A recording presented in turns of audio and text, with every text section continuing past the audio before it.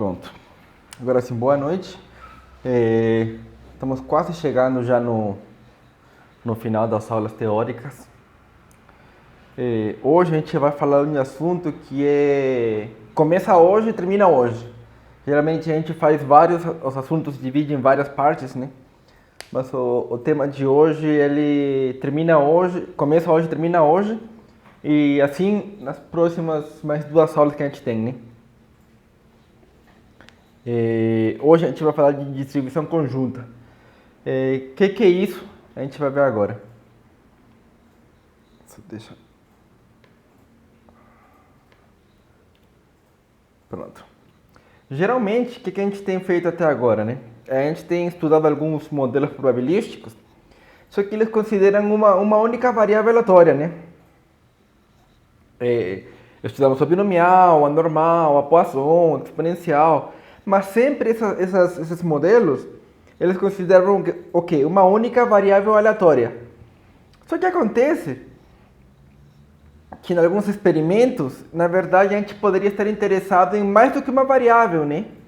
Poderia estar interessado em duas variáveis, três, 50 variáveis, né?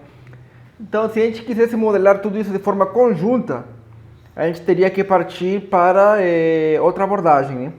E é essa abordagem que a gente vai ver agora.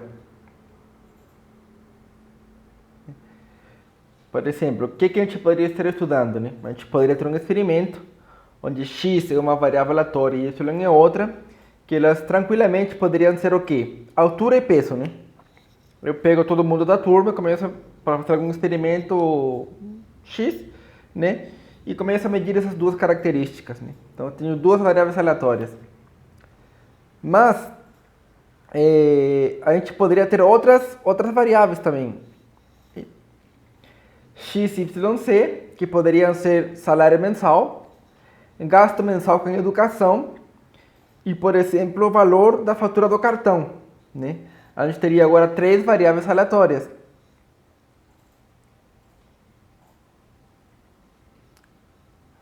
Poderíamos ter também o quê? Quatro variáveis aleatórias, onde cada uma delas é o total em compras em dinheiro, feito com cartões da bandeira Visa, Master, American Express e da Elo, né? A gente teria aí quatro variáveis aleatórias diferentes. E por último, a gente poderia ter, por exemplo, cinco variáveis que poderiam ser sexo, idade, índice de massa corporal, quantidade de glóbulos brancos e quantidade total de colesterol no sangue, né? E assim a gente poderia definir vários exemplos.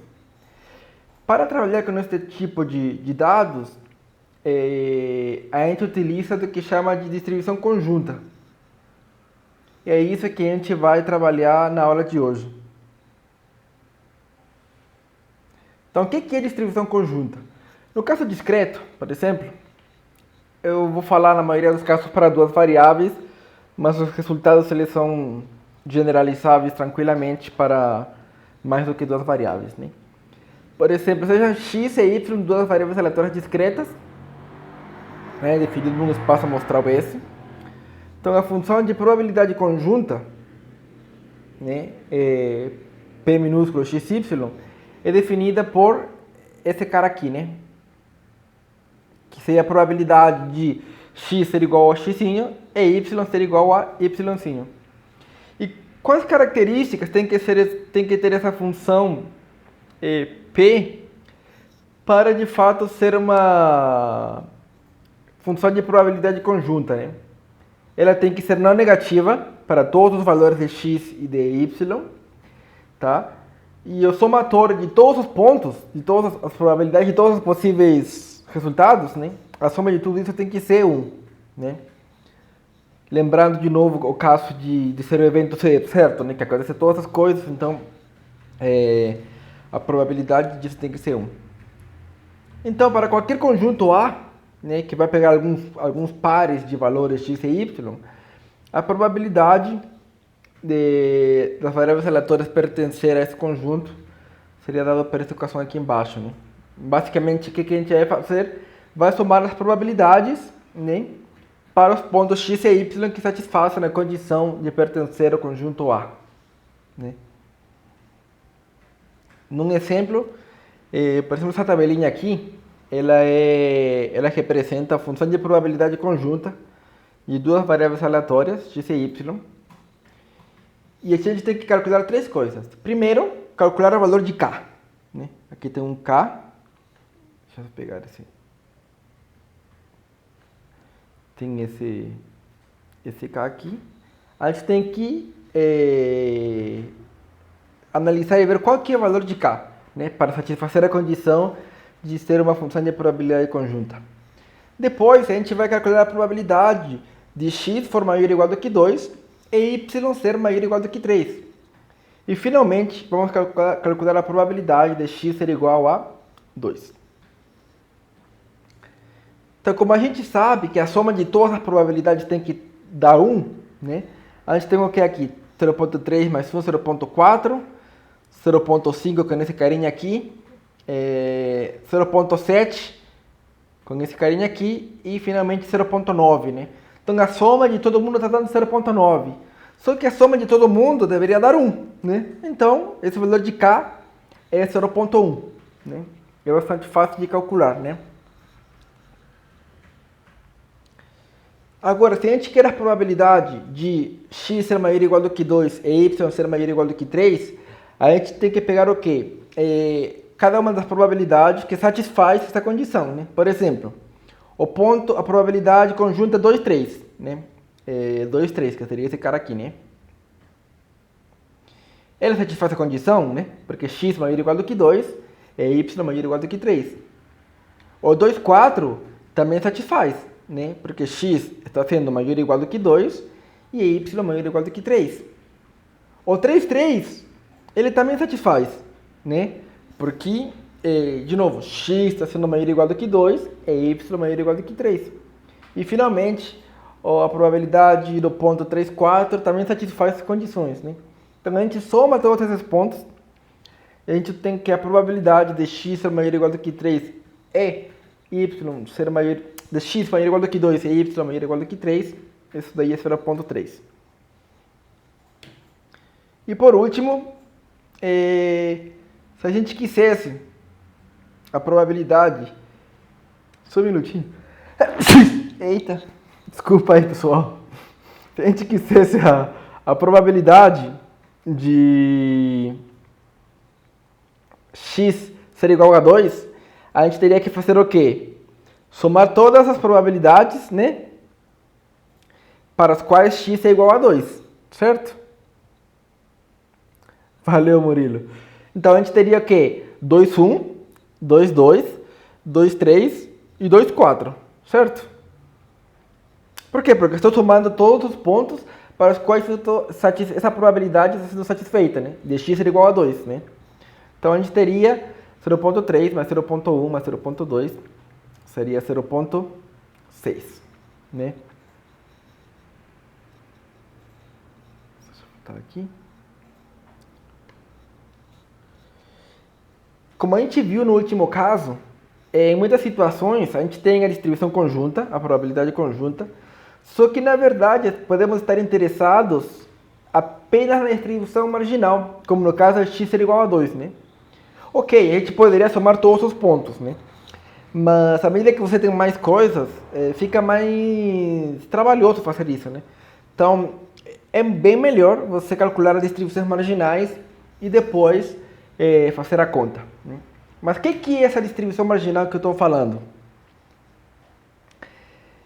A função de probabilidade marginal é a seguinte, ó. Se a gente tem a probabilidade conjunta, né, o Pzinho x e y, a função de probabilidade marginal de x ou de y vão ser o quê?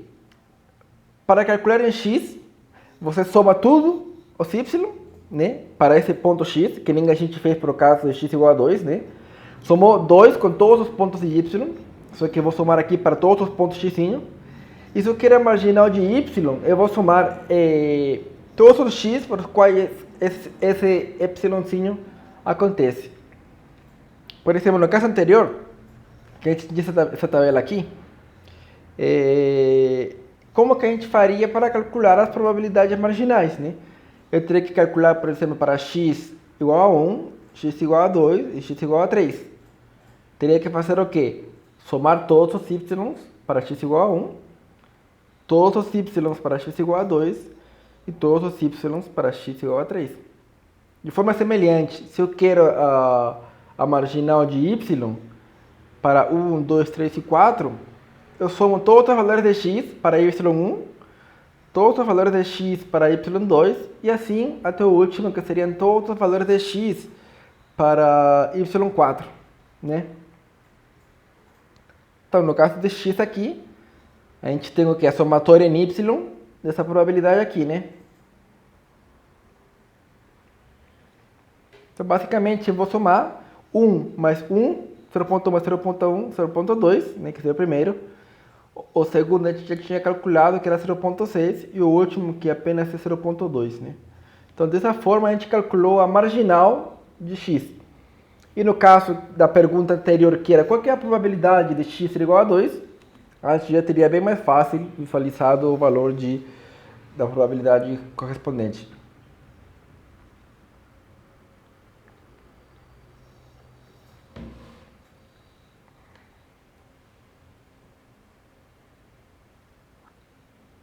Até aí está tranquilo? Está tudo claro?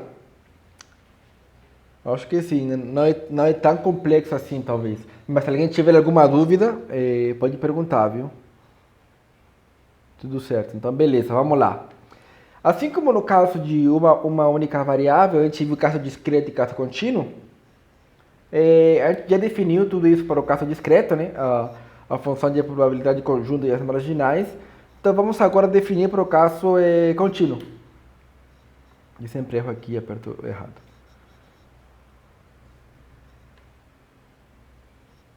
Pronto. Então, a função de densidade conjunta, se x e y são duas variáveis aleatórias contínuas, né, definidas num espaço amostral, a função de densidade conjunta f para essas duas variáveis é uma função que satisfaz essas duas condições, né? Essa função tem que ser não negativa e, no caso, como estamos com duas variáveis, a integral dupla, né, tem que ser 1. Então, se tivéssemos n variáveis, a integral múltipla, né, de dimensão n teria que ser 1. Né? Então, assim como a gente calculou para o caso discreto, quando queríamos a probabilidade num conjunto A, né, igualzinho, só que substituímos o quê? Substituímos a função de probabilidade pxy pela densidade conjunta e substituímos somatórias por integrais, né? A gente vai integrar, no exemplo vocês vão entender melhor, a gente vai integrar, né, e ver qual que é essa probabilidade que a gente deseja, né?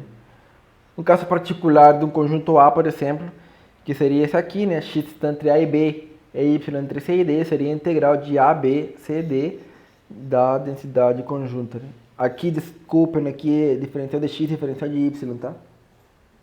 Na verdade, diferencial de y e diferencial de x. Como eu sei que não todo mundo que está matriculado viu o cálculo integral e essas coisas, eu vou passar a matéria tentando colocar exemplos bem simples.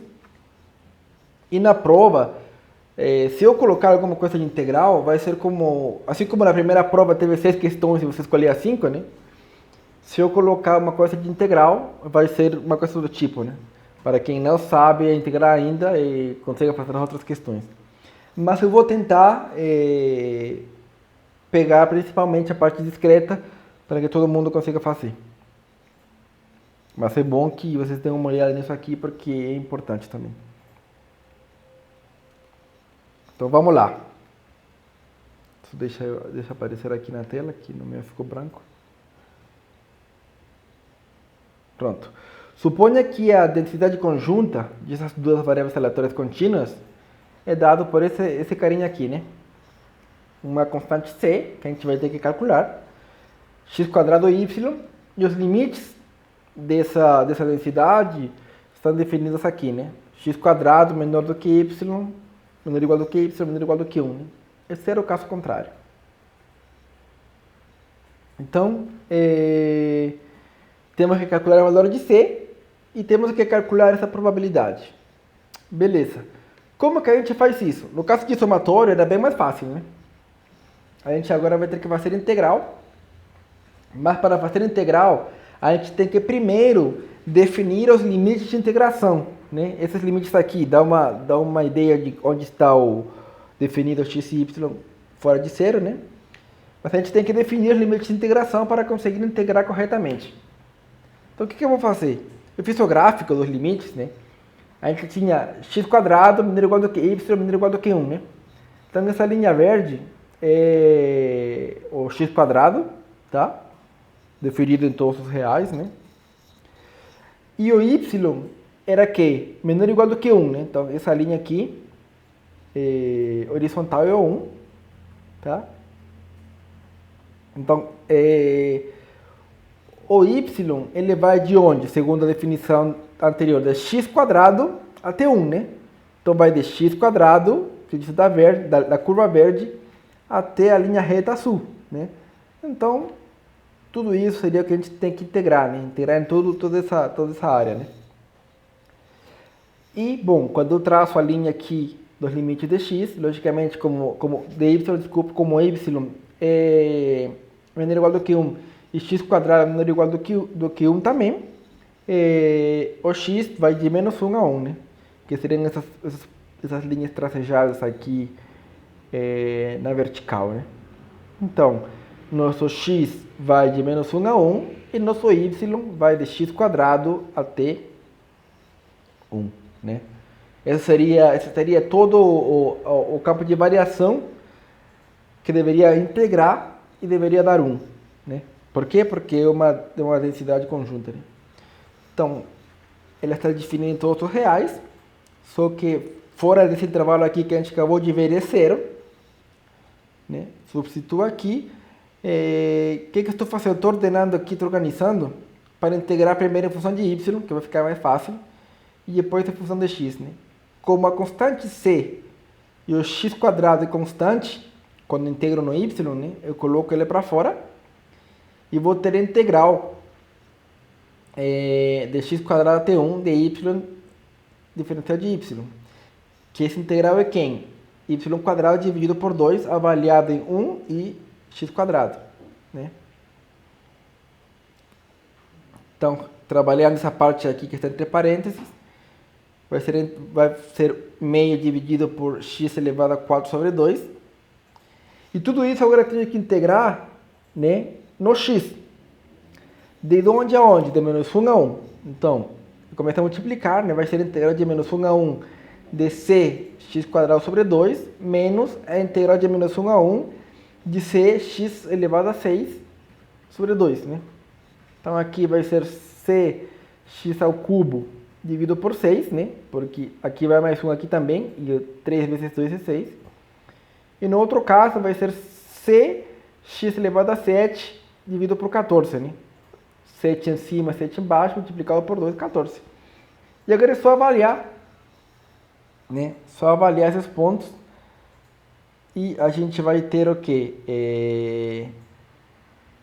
Basicamente, menos com menos aqui vai sumir, então vai ser 2c dividido por 6. E aqui também vai sumir, vai ser menos 2c dividido por 14. Né? Faz umas continhas. E esse integral fica 4c dividido por 21. Só que a integral deveria ser quanto? 1, certo? Então, c vai ser quem? 21 dividido por 4. Né? E assim a gente calcula o valor de c.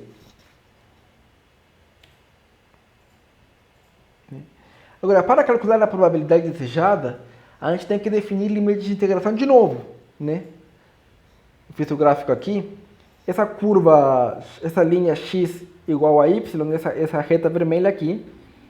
Só que a gente quer o quê? O que está em cima ou o que está embaixo? A nossa probabilidade é x maior ou igual do que y. Vamos ver, por exemplo, aqui. Para x meio, né? Nosso y aqui está dando, por exemplo, 0,25, né? Então, nessa área daqui, x é maior que y. Então, o que a gente quer agora é a integral nessa carinha aqui. Tudo que está aqui dentro. Vai ser de 0 a 1, né? E de x quadrado até x. certo? Então vamos lá.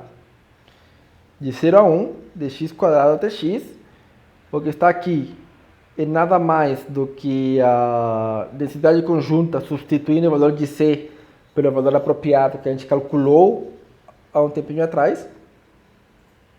De novo, como essa constante e o x quadrado são constantes, quando a gente integra no y, né? Isso aqui que a gente vai integrar no y. Isso daí, de novo, é y quadrado sobre 2, a variável de x é x ao quadrado. A gente faz as continhas e vai chegar nessa integral aqui, né? Aí vai ficar o quê? Vou aplicar a integral em cada uma delas, das duas partes, né? 21 sobre 8, que é a constante, x a 5 eu divido por 5, avaliado em 0,1.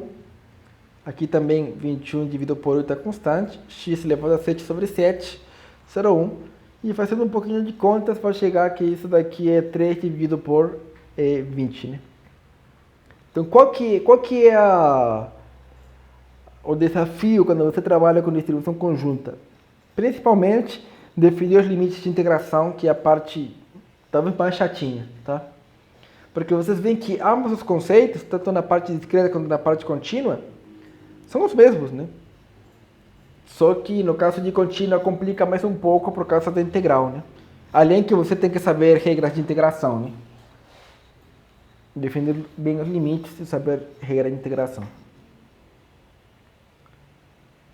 E bom, assim como no caso discreto, que nós vimos que em alguns casos a gente pode estar interessado apenas nas marginais, tem também como calcular as marginais quando a gente tem uma densidade conjunta. Mas em lugar de fazer o somatório numa das variáveis, né, a gente agora vai integrar, né, porque isso que a gente faz em variáveis contínuas. A gente vai integrar.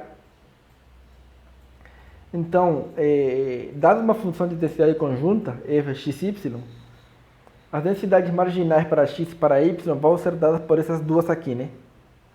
Onde, veja, se eu quero de x, integro em y, e se eu quero de y, integro em x.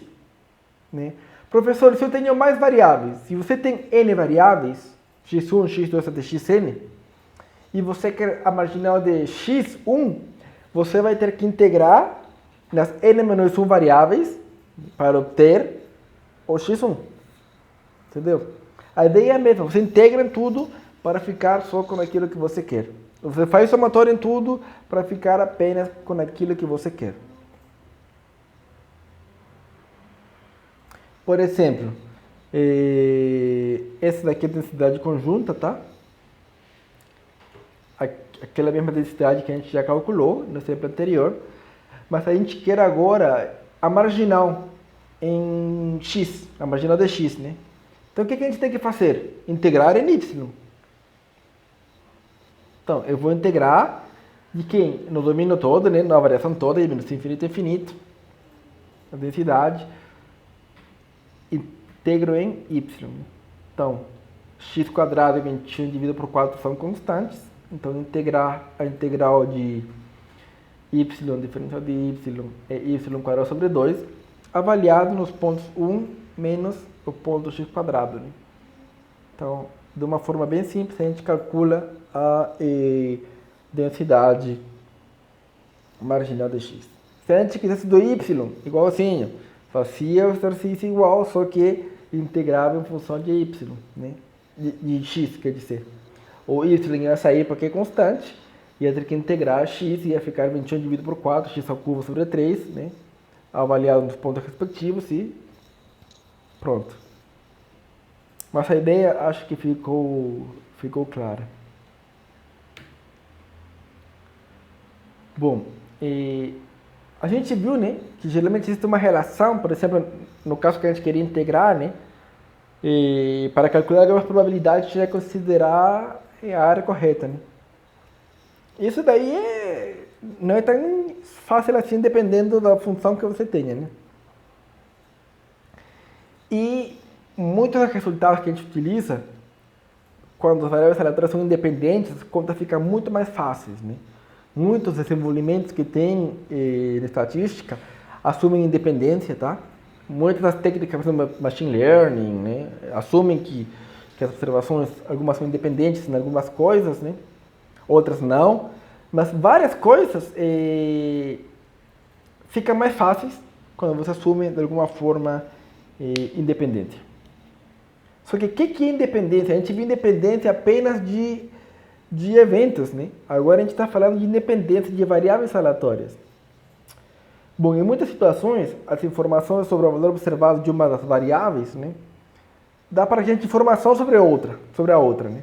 Então, considerar as duas de forma conjunta traz um ganho, né? Porque uma dá informação da outra. Só que, em alguns casos, isso não acontece, né? Quando uma dá informação da outra, podemos dizer que existe uma dependência entre as variáveis. Quando isso não acontece, podemos dizer que essas variáveis são independentes. Tá? Então, o que seriam duas variáveis independentes? A definição seria que se duas variáveis são independentes para quaisquer dois conjuntos A e B, né, isso acontece. Que é basicamente a mesma noção que a gente tinha de eventos, né? Lembra, dois eventos serem independentes se a probabilidade de interseção era igual ao produto das probabilidades, né? É a mesma coisa, a probabilidade de interseção igual ao produto das probabilidades. Essa é a definição. Na maioria dos livros colocam outras coisas, mas a definição correta é essa aqui. O que tem na maioria dos livros, verdadeiramente, chamam critérios de independência. Tá?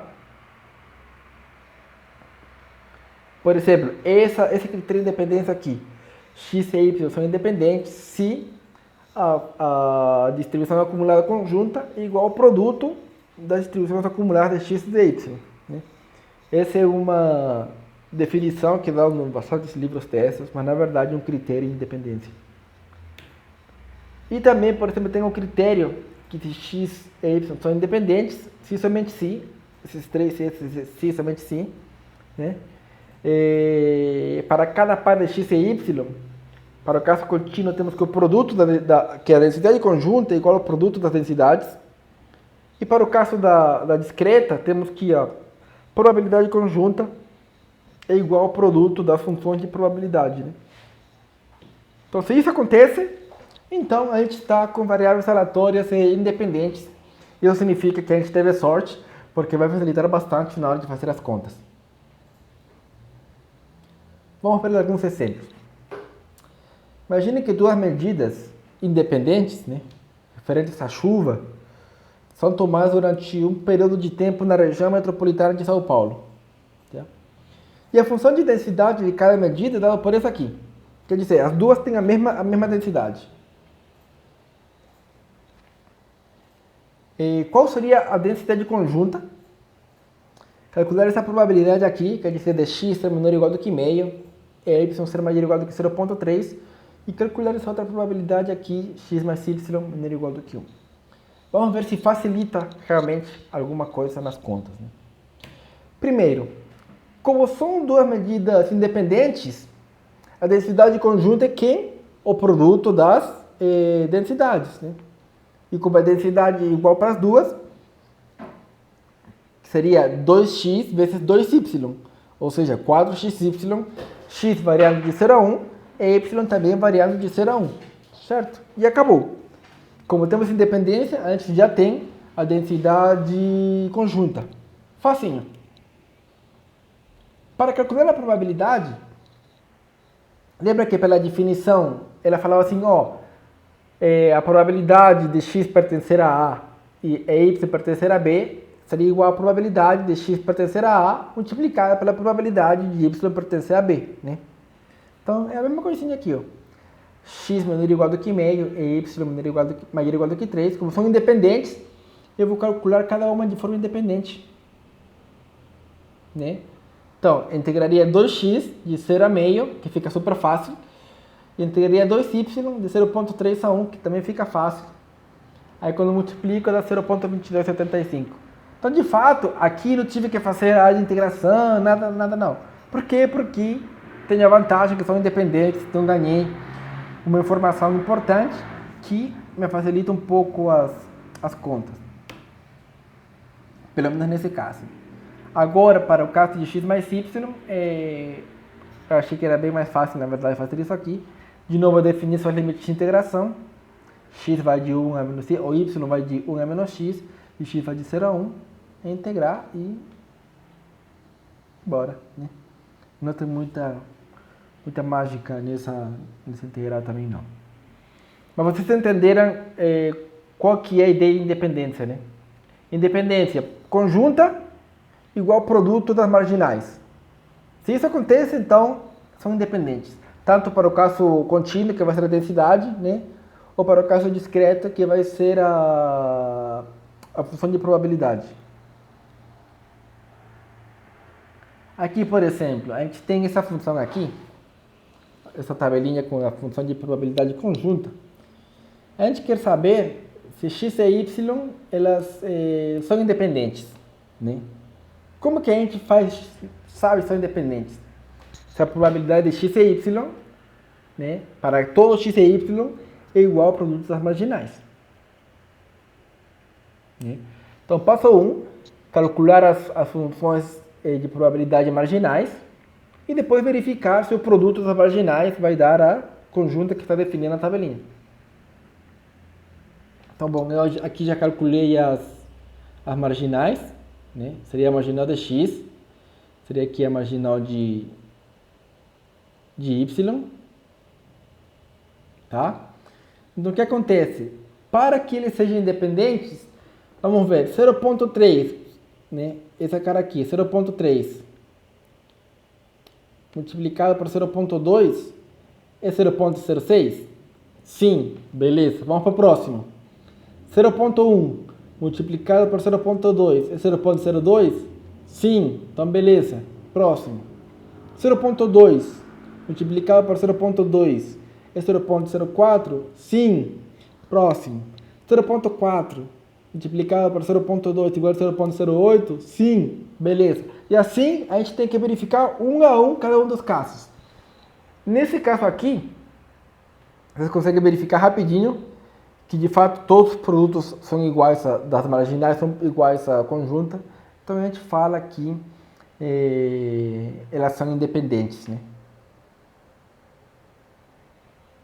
Só que pode ter casos que não são independentes. Por exemplo, esse aqui. Será que é independente também? Vamos lá. A gente tem a tabelinha das probabilidades conjuntas, né? Passo 1 seria o quê? Definir as marginais. E passo 2, verificar se o produto das marginais bate com o que a gente quer, né? Com a densidade, com a função de probabilidade. Então vamos ver. Então, vai me carregar um pouquinho. Pronto, eu tenho aqui as marginais, né? Do primeiro de cara, vamos ver. 0,04 multiplicado por 0,2 é 0,1? Não. Então, basta que falhe para 1, já não são independentes. Então, não são independentes. Veja que para provar que eram independentes, a gente tinha que verificar para todo ponto, né? Mas para falar que não são, basta um caso onde não acontece, então não são mais independentes.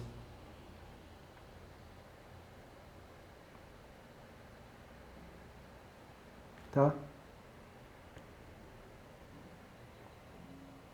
Agora, as definições e os critérios que a gente falou, né, são independência para x e y, na verdade, eles são válidos para n variáveis aleatórias, né?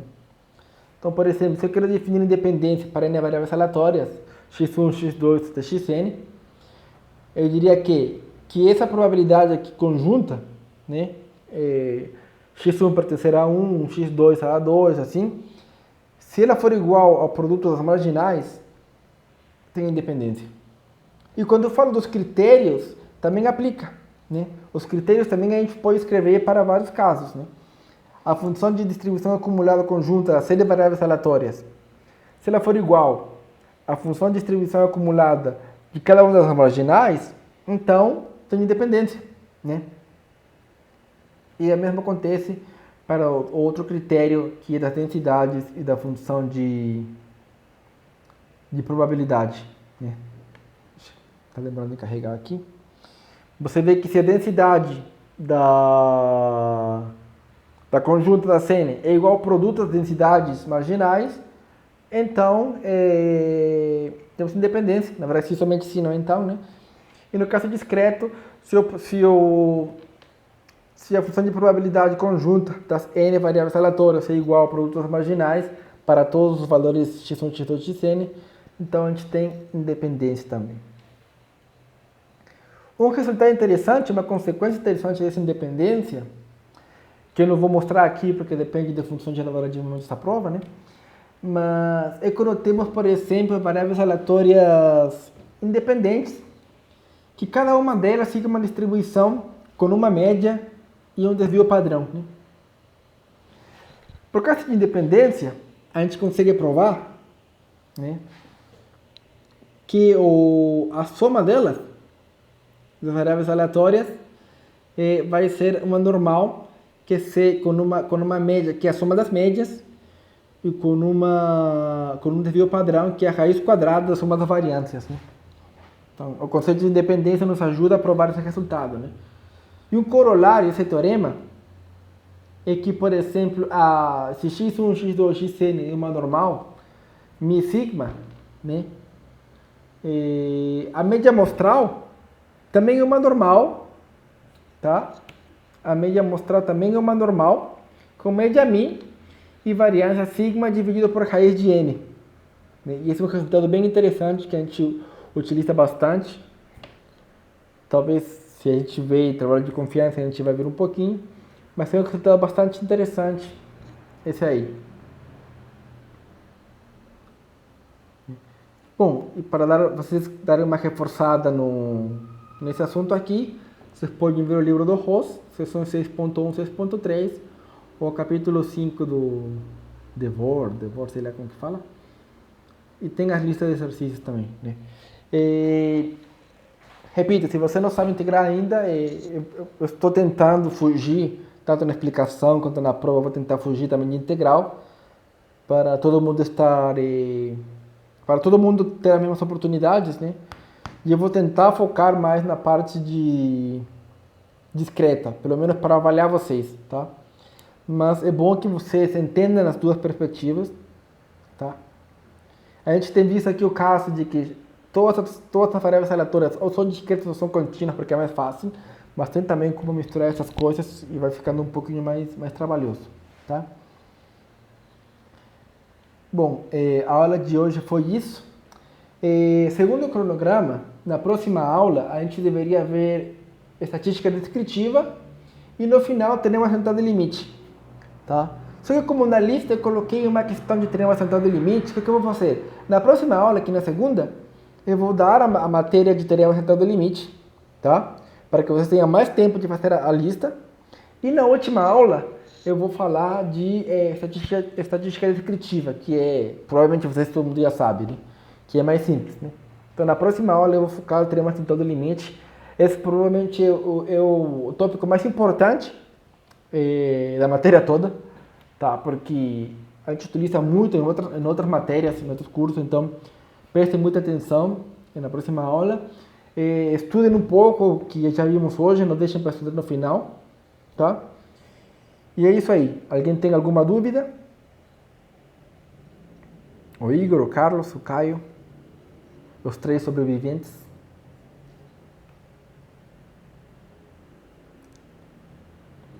Bom, então se não tem mais dúvida,